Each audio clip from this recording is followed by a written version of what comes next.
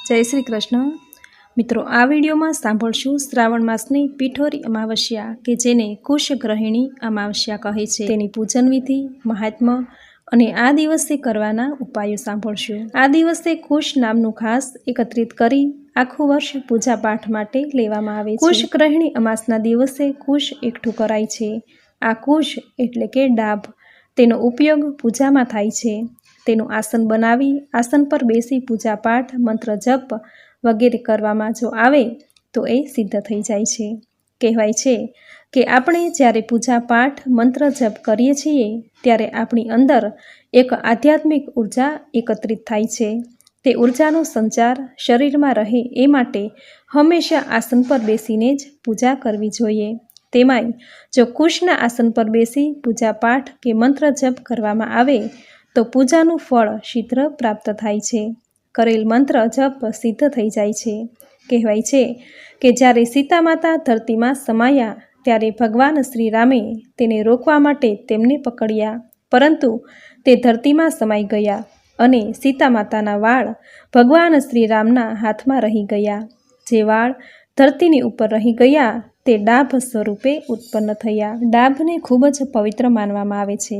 જ્યારે ગ્રહણ હોય છે ત્યારે ઘરના મંદિરમાં તથા રસોડાની અન્ય સામગ્રી જેમ કે દૂધ, ઘી, તેલ, મરી મસાલા, પાણીનું માટલું વગેરેમાં મૂકવામાં આવે છે કે જેથી તેમાં ગ્રહણ નથી લાગતું। આમ આ ડાભ અતિ પવિત્ર હોવાથી તેને પવિત્રી પણ કહેવાય છે। આમ આ દિવસે કુશ નામનું ખાસ એકત્ર કરાતું હોવાથી આ અમાસને કુશગ્રહિણી અમાસ કહેવાય છે। અમાવસ્યાના દિવસે પિતૃઓ પૃથ્વી પર જળમાં આવીને વાસ કરે છે। આથી આ દિવસે પવિત્ર નદી, જળાશય કે ગંગામાં સ્નાન કરવાનું ખૂબ જ મહત્ત્વ છે। જો પવિત્ર નદી, જળાશય કે ગંગા સ્નાન ન કરી શકાય તો ઘરે નહાવાના પાણીમાં ગંગાજળ ઉમેરીને બધી જ નદી અને તીર્થ સ્થળોનું ધ્યાન કરવું। આમ ઘરે રહીને ગંગા સ્નાન કર્યા જેટલું જ પુણ્યફળ પ્રાપ્ત થશે। આ રીતે સ્નાન કાર્યથી પવિત્ર થઈ ભગવાન સૂર્યનારાયણને જળનું અધર્ય આપવું। જ્યારે અધર્ય આપો ત્યારે ઓમ સૂર્યાય નમઃ આ મંત્રનો જપ કરવો તથા ઘરના મંદિરમાં ઈષ્ટદેવ ભગવાન શ્રી ગણેશ કુળદેવતાની પૂજા કરવી। ત્યારબાદ તુલસી માતાને જળ ચઢાવવું, ધૂપ દીપ પૂજા કરવી। જ્યારે અમાસની તિથિ હોય ત્યારે બપોરના સમયે ગાયના છાણાનો ધૂપ કરવો। ઘરમાં જે રાંધેલી રસોઈ હોય અથવા તો ઘી ગોળનું આવાહન આપી પિતૃઓને યાદ કરવા, કારણ કે પિતૃઓ આ દિવસે વાયુ સ્વરૂપે પૃથ્વી ઉપર આવે છે। આથી અમાસના દિવસે પિતૃઓને યાદ કરી ઘરમાં ધૂપ કરવાથી પિતૃઓ પ્રસન્ન થાય છે। તેના વંશજોને સુખ, શાંતિ, સમૃદ્ધિ અને વંશવૃદ્ધિના આશીર્વાદ આપે છે। શ્રાવણ મહિનાની આ અમાસને પિઠોરી અમાવસ્યા પણ કહે છે। નિઃસંતાન સ્ત્રી જો આ દિવસે પિઠોરી અમાવસ્યાનું વ્રત કરે તો તેને અવશ્ય સંતાન પ્રાપ્તિ થાય છે તથા સંતાનની માતા જો આ દિવસે વ્રત કરે તો તેના બાળકોને લાંબી આયુષ્ય, સુખાકારી જીવન અને સારા આરોગ્યની પ્રાપ્તિ થાય છે। આ વ્રતનું મહાત્મ્ય માતા પાર્વતીએ ઇન્દ્રાણીને કહ્યું હતું। આ વ્રતમાં લોટમાંથી બનેલા 64 દેવીની પૂજા કરવાથી સંતાનની પ્રાપ્તિ થાય છે। સંતાનની માતા આ વ્રત જો કરે તો તેને સંતાનને લાંબી આયુષ્ય, સુખાકારી જીવન અને સારા આરોગ્યની પ્રાપ્તિ થાય છે। તેના જીવનમાં સુખ સમૃદ્ધિ આવે છે, શુભતા મંગલતા આવે છે। સંતાનની પ્રાપ્તિ કરાવનાર આ અમાસને માતૃદિન તરીકે પણ ઓળખાય છે, કારણ કે આ દિવસે માતાઓ તેના બાળકો માટે સારું આરોગ્ય, સુખાકારી જીવનની પ્રાર્થના કરે છે અને તેને શુભતા મંગલતા માટે મા જગદંબાને પ્રાર્થના કરે છે। આ દિવસે ઘઉંના બાંધેલા પીઠમાંથી 64 દેવી બનાવી તેની પૂજા કરાતી હોવાથી આ અમાસને પિઠોરી અમાવસ્યા કહે છે। પીઠ એટલે કે ઘઉંનો બાંધેલો લોટ કે જેનાથી આપણા બાળકો, આપણા સંતાનનું, ઘરના સભ્યોનું પોષણ થાય છે, તેનું પેટ ભરાય છે, તેને નવું જીવન મળે છે। આથી આ દિવસે પીઠની પૂજા કરવામાં આવે છે। આમ લોટનું પણ આપણા જીવનમાં ખૂબ જ મહત્ત્વ છે।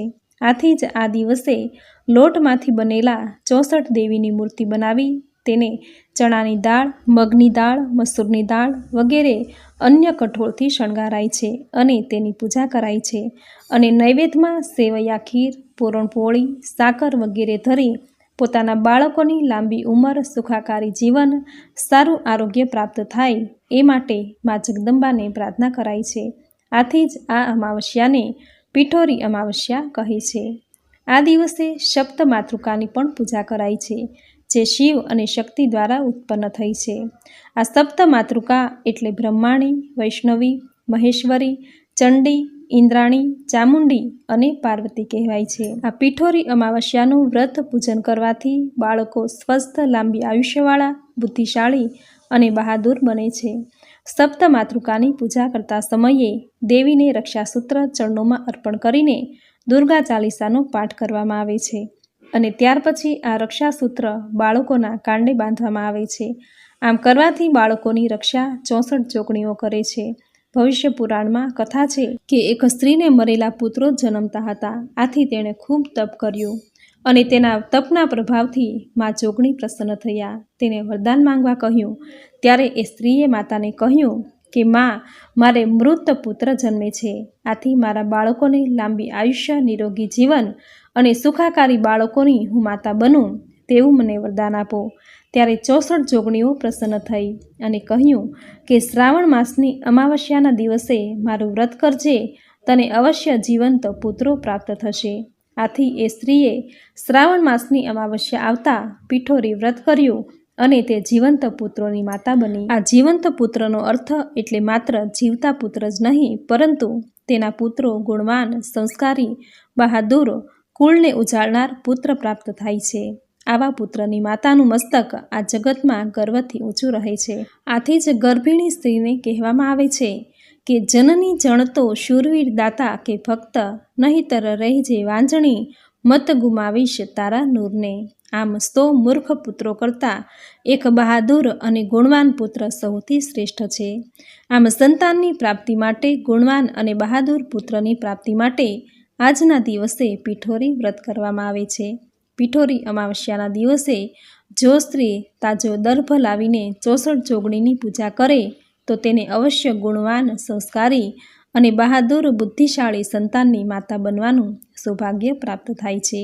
આવા જીવંત પુત્રોની માતા જ આ જગતમાં વંદનીય છે. તથા આ દિવસે ખેડૂતો પોતાના બળદની પણ પૂજા કરે છે, કારણ કે આખું વર્ષ બળદથી ખેતી કરી ધન ધાન્ય પકાવતા હોય છે અને જીવન ગુજારો કરતા હોય છે.